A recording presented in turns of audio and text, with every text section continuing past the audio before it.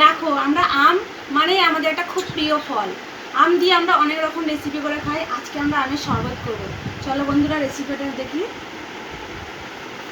আমটা আগে প্রথমে কেটে নেব। দেখো কাঁচা পাকা আম, ভালো সুন্দর শরবত হবে।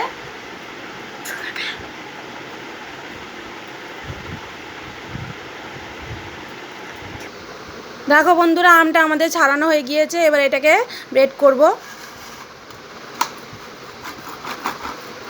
এইভাবে ব্রেড করে নেব, নিলে মিহি হলে শরবতটা ভালো হবে বন্ধুরা। দেখো বন্ধুরা আমাদের ব্রেড করা এটা হয়ে গিয়েছে। এরপরে পরের স্টেপটা দেখো বন্ধুরা, দেখতে থাকো। দেখো বন্ধুরা এবার আমাদের শরবতটা রেডি হবে। 3 চামচ দেবো বন্ধুরা।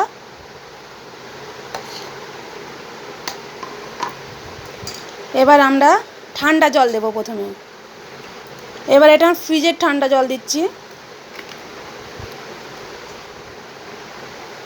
পরিমাণ মতো নুন দিয়ে দিলাম।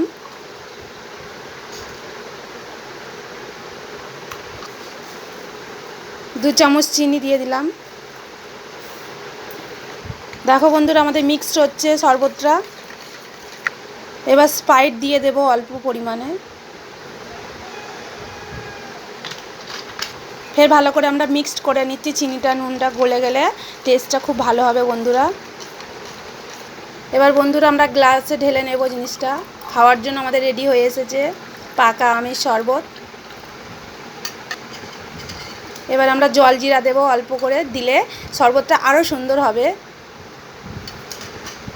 জল জিরাটা আমরা ভালো করে মিক্সড করে নেব।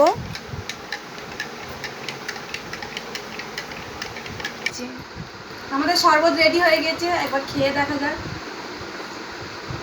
খুব সুন্দর হয়েছে বন্ধুরা। ঠান্ডার সময় তোমরা এরকম শরবত খেয়ে দেখবে। আর আমাদের পরের ভিডিও দেখতে আমাদের সায়নী সুশীলা চ্যানেল ফলো করবে বন্ধুরা। আমাদের পরের ভিডিও দেখতে থাকো। টাটা বন্ধুরা।